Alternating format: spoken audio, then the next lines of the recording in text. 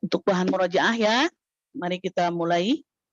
Kita akan baca surah Al-Infitar untuk bahan murojaah dengan pakai versi Bayati versi Qoha, metode Al-Ahbab. A'udzu billahi minasy syaithanir rajim.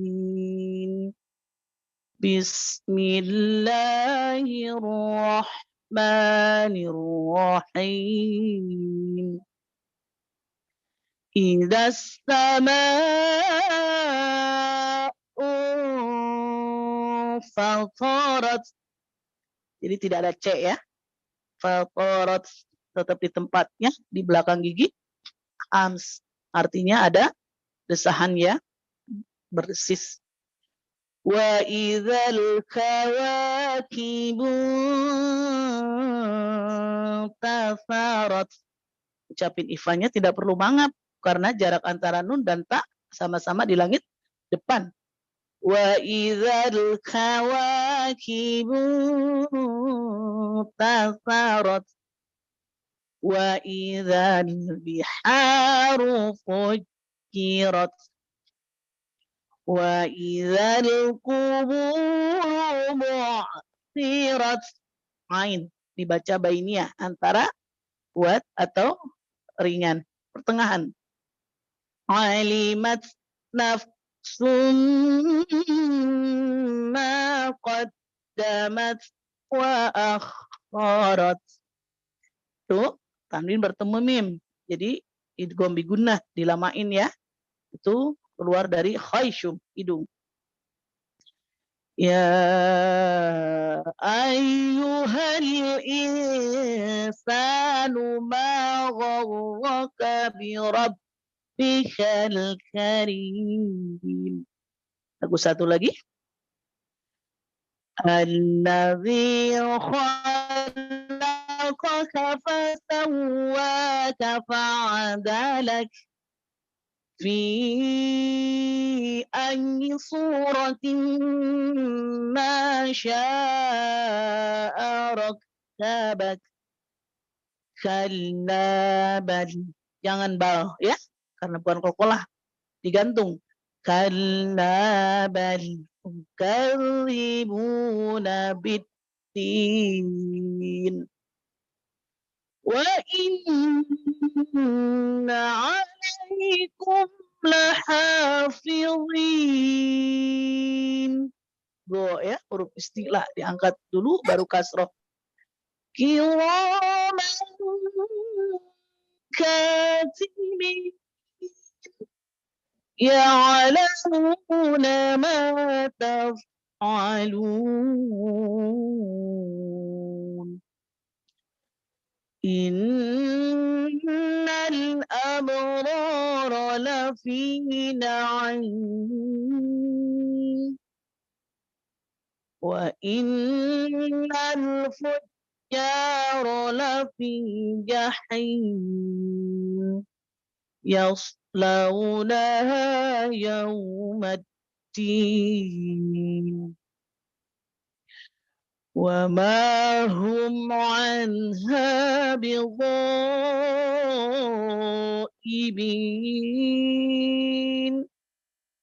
wa ma adraka ma yawmuddin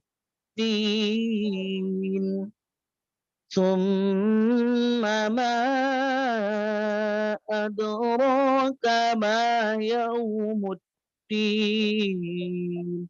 Ada dua dal yang berhenti di ad tuh tengah kalimat yang adraka itu qalqalah baru ya, itu mantul. Yauma la tamliku nafsun li nafsin syai'an. Nafsulli itu adalah idgham bila gunnah, jangan pakai dengung ya. Sama yang di paling ujung juga. Wal amru wal ya. Wal jangan wah gitu ya. Wal amru yawma idzin lillah. Masya Allah, tabarakallah. Mudah-mudahan Ini menjadi bahan untuk murojaah di kelas Selasa pagi yang jarang sekali saya masuk ya. Silakan disimpan Ibu Tisha atau mau disambung sedikit asbabun nuzul boleh. Surah Al-Infitar itu kan artinya tadi di situ terbelah ya. Itu asbabun nuzulnya ada di Al-Infitar ayat 6 ya. Ayat 6. Di situ kan ayat 6-nya udah terlihat banget, ya ayyuhal insan, hai manusia. Itu di situ. Maghrurka birabbikal karim, kata Allah itu. Apa yang telah memperdayakan kamu berbuat durhaka? Kenapa tidak menjadi pribadi yang bersyukur saja? Kenapa durhaka? Padahal birabbikal karim, sudah jelas sekali Tuhanmu Allah yang maha pemurah. Ada asbab nuzulnya di ayat 6.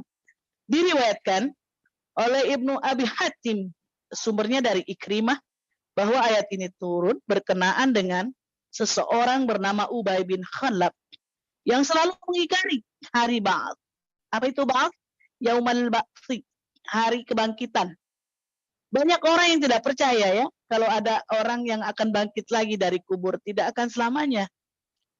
Ada kehidupan setelah kematian untuk hidup dan dengan maha hidup. Mudah-mudahan nanti kita bisa hidup dengan yang maha hidup, dengan Allah Subhanahu wa Ta'ala. Amin. Siapa yang nggak percaya tentang kematian berarti dia pengikut Ubay bin Khalaf. Tidak percaya ada hari kebangkitan. Maksud saya, tidak ada hari kebangkitan Yaumal Ba'ts. Ya. Yaumal Ba'ts itu adalah ketika kita dibangkitkan dari kubur ya. Jadi ayat ini turun merupakan teguran kepada orang yang tidak percaya kepada takdir Allah, kepada ketentuan Allah. Kan takdir itu ketentuan, ya. Seperti itu asbabun nuzulnya aja seperti itu. Jadi kalau dilihat dengan ayat-ayatnya sudah jelas banget di sini. Surah Al-Infitar ini. Bisa kita lihat tentang pertama, celaan terhadap manusia yang durhaka pada Allah itu ada dari ayat 1 sampai 9 ya. Idza samaa'u fatarat, apabila langit terbelah. Jadi ya tadi yang terbelah itu apa? Langit. Kan judulnya Al-Infitar itu tadi terbelah. Wa idzal kawakibu tatharat. Jadi bagaimana nanti kalau bintang-bintang jatuh berserakan? Wa idzal biharu fujirat. Nanti bagaimana kalau lautan ini sudah meluap? Saya di sini melihat berita juga ya, ada banjir itu di Bali ya, meluap, hanya banjir biasa. Bagaimana kalau laut? Yang Indonesia ini kebanyakannya lautan, bukan? Kebayang. Wa idzal quburu bu'thirat, yang ayat 4. Apabila kuburan-kuburan dibongkar itu ya, di mana saya? Di Aceh, Masya Allah. Si kecil ikut ngaji. Selalu buka medsos ya, nak. Lalu, kalau kuburan-kuburan dibongkar itu artinya yaumul ba'ts itu, ya. Dikeluarkan orang-orang, akan dipindahkan ke dunia lain lagi, ke alam lain, bukan ke alam lain. Lalu ayat kelimanya, alimat nafsum ma qaddamat wa akharat. Setiap jiwa akan mengetahui apa yang telah dikerjakan dan mana yang ia telah lalaikan kepada Allah. Maka Allah bilang di ayat 6-nya langsung, wahai manusia, apa gerangan sih yang membuat engkau kurang bersyukur dan selalu durhaka? Bukankah Allah itu? Apa birabbikal karim? Sudah jelas maha pemurah. Di mana pemurahnya? Allazi khalaqaka fasawwaka fa'adalak. Allah itu telah menciptakanmu dengan kejadian yang sangat sempurna. Cek hidungnya. Sempurna tidak? Sempurna. Cek telinganya sempurna, ada 2, sempurna. Cek kepalanya, ada rambutnya, ada. Cek lagi seluruh anggotanya, komplit. Masya Allah. Jadi nggak ada alasan untuk tidak bersyukur. Karena Allah telah menciptakanmu, menyempurnakanmu, menjadikan susunan tubuh yang seimbang. Itu di ayat 7. Secara terjemah saya belum tafsir. Saya masih tematik, Bu. Kalau tafsir ini Masya Allah. Lalu di ayat ke-8. Ayat ke-8-nya langsung Allah katakan, fi ayyi surah. Di sini ada nama saya, Bu. Surah itu nama saya. Suratul Khairiyah. Ya, surah. Surah itu gambar. Jadi abah saya menamakan Suratul Khairiyah, gambaran kebaikan. Gitu. Nama lahir ya. Karena ada tiga nama saya. Nama literasi, kalau saya menulis buku, namanya El Khairiyah Asy'ari, sebagaimana yang ada di medsos. Kalau nama lahir, abah menamakan Suratul Khairiyah, gambar. Tapi kalau di sini gambar apa? Fi ayyi surati ma syaa rakkabat. Ya. Fi ayyi itu berarti dalam apa saja. Gitu. Surah itu bentuk ya atau gambar. Ma syaa rakkabat. Apa yang dia kehendaki, dia menyusun sebaik-baiknya bentuk. Ya Allah, terima kasih ya Allah, hamba yang kurang bersyukur, tapi Engkau tidak pernah menghukumku. Aku masih diberi rezeki, aku masih dikasih tenaga, aku masih dikasih sehat. Artinya Engkau sangat sayang. Birabbikal karim di ayat 6 tadi. Lanjut ke 9. Di sini ada peringatan yang sangat kuat dari Allah. Kalla, kalla, kalla. Itu peringatan ya. Kalimat peringatan dalam bahasa Arab. Kalla. Janganlah engkau sekali-kali. Janganlah. Bal tukadzibuna biddin. Jangan apa? Jangan begitu. Jangan mendustakan hari pembalasan. Ya. Makanya kan ada di Al-Fatihah. Mana yang hari pembalasan? Ayat berapa itu? Hari pembalasan, Bu. Kan ada di hari pembalasan tu maliki yaumiddin. Itu ya. Itu tentang ada hari pembalasan. Makanya kalau dalam Al-Fatihah itu Ibu diresapi. Kalau saya untuk meresapi, untuk mengajar kepada anak ilmakin selalu pakai nasyid ya. Bukan syair, bukan itu. Nasyid. Di situ ada dengan menyebut namamu ya Allah yang Maha Pengasih Penyayang. Tuh surah apa? Al-Fatihah ayat 1. Yang kedua, segala puji bagimu ya Allah, pemelihara seluruh alam raya. Itu berarti yang alhamdulillah, segala puji bagimu Allah yang memelihara seluruh alam itu. Terus di situ baru Maliki Ar-Rahmanir Rahim. Maliki Yaumiddin. Engkaulah Maha Pengasih dan Penyayang. Berarti Maliki Yaumiddin yang menguasai hari pembalasan. Sebetulnya semua orang kadang-kadang percaya dan mengerti dan tahu dan sering mendapatkan info bahwa hari pembalasan itu ada. Tetapi secara imannya itu sering abai. Udah tahu juga bahwa kalau kita sudah dikubur akan dibangunkan lagi. Tapi masih aja durhaka gitu loh. Maksudnya ke situ makna dalam. Ngerti kalau secara etimologi, tapi secara istilah kita sering abai. Bahwa kita akan dibangkitkan. Artinya masih berani durhaka. Naudzubillah, mudah-mudahan kita termasuk orang yang tidak abai. Selalu ingat bahwa akan ada hari pembalasan. Itu ya. Jadi seperti itu dari ayat 1 sampai 9 celaan terhadap manusia yang durhaka pada Allah Subhanahu wa taala.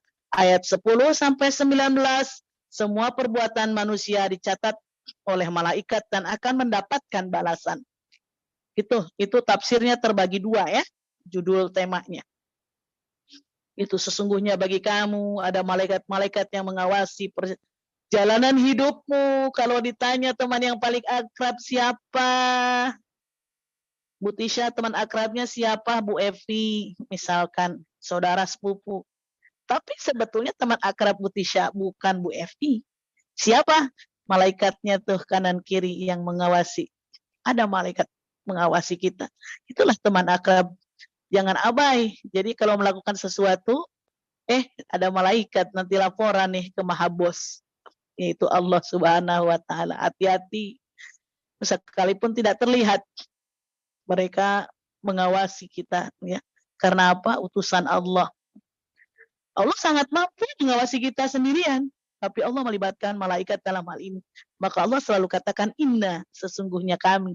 Karena Allah melibatkan malaikat-malaikatnya untuk turun terjun, gitu.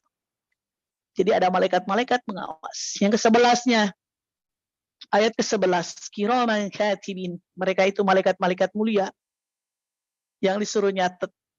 Si Anu lagi ini, hari ini lagi tahsin sama Bunda Eri. Catet. Katibin. Yang ini lagi ngegosip. Catet. Berarti kita tidak abai. Dengan apa? Ada hari pembalasan. Dan teman akrab kita yang dua ini kita ingat, oh iya dia akan nyatet. Karena malaikat itu, meskipun malaikat itu sakti, dia tidak tahu yang ada dalam hati kita. Yang tahu dalam hati kita hanya Allah Subhanahu wa taala. Jadi yang kita lihat, yang malaikat lihat buruk, ya buruk ditulis. Kan ada orang yang bela diri, saya melakukan ini untuk kebaikan, tapi terlihat buruk, ya tulis saja buruk. Karena nggak tahu hati kita, yang tahu hati kita hanya Allah. Jadi itu, saya melakukan ini, saya mengingatkan teman dengan bahasa-bahasa yang pedas itu karena tujuan saya baik, gitu. Tapi oleh malaikatnya ditulisnya buruk, gitu. Kenapa? Ya karena buruk yang dilihat dia. Ketika diajukan kepada Allah, kata Allah buang itu, dia ada kebaikan di situ. Itu mah hak Allah, bukan hak malaikat. Malaikat tidak bisa. Pokoknya malaikat itu kalau kita melihat melihat kita sedang berbuat baik, tulis baik. Meskipun sebetulnya itu buruk juga gitu. Nggak tahu, pokoknya sama sekali nggak tahu malaikat itu. Hanya Allah yang tahu. Dia hanya melihat menulis yang terlihat. Hanya menulis yang terlihat gitu. Bukan yang ada di hati. Benar mutlak milik Allah kalau itu. Makanya selalu kita bilang wallahu a'lamu bis-shawab. Ya, sesungguhnya Allah Maha tahu mana yang benar atas kebenaran. Malaikat sendiri pun tidak tahu, ya tulis-tulis aja malaikat mah. Sini berbuat maksiat tulis, sini berbuat baik tulis. Enggak tahu gitu kalau itu akan berbalik di hadapan Allah. Allah yang nentuin, ya. Seperti itu. Mereka mengetahui apa yang kamu kerjakan, ya, yang kamu kerjakan, bukan yang ada dalam hatimu, ya. Udah jelas tuh. Ya kan ada orang yang berbuat buruk untuk kebaikan, ya itu malaikat gak mau tahu, pokoknya ditulis. Sesungguhnya orang-orang yang berbakti benar-benar ada dalam surga yang penuh kenikmatan. Ya Allah, hebat sekali ini orang-orang berbakti. Innal abrara lafi na'im, surga naim, kenikmatan. Wa innal fujjara lafi jahim. Ya, pokoknya kalau orang-orang yang berbuat durhaka ya masuknya ke neraka gitu. Terus yang nomor berapa? Yang barusan 14 ya. Yang wa innal fujjara lafi jahim, dan sesungguhnya orang-orang yang durhaka benar-benar berada dalam neraka jahim. Yaslaunaha yaumaddin 15. Mereka masuk ke dalam surga maupun ke dalam neraka pada hari yaumaddin. Yaumaddin tadi hari pembalasan. Terus ditanyakan, yaumuddin. Memangnya apa sih sebetulnya hari pembalasan itu? Ini jawabannya. Yauma, hari itu la tamliku nafsul li nafsin syai'a. Pada hari ketika seseorang sama sekali tidak berdaya menolong orang lain. Lalu wal amru yauma idzil lillah. Segala urusan pada hari itu hanya Allah yang bisa menolong atas kekuasaannya. Ya Allah ya Rabb, ampuni kami yang kerap kali melakukan dosa dalam tiap detik, bahkan tiap nafas. Kita terus muhasabah, ya. Itu kita tidak tahu yang sesungguhnya akan dijadikan apa oleh Allah, tapi kita berharap menjadi manusia-manusia pilihan Allah. Amin ya Allah ya Rabb. Sampai di sini, mudah-mudahan bermanfaat.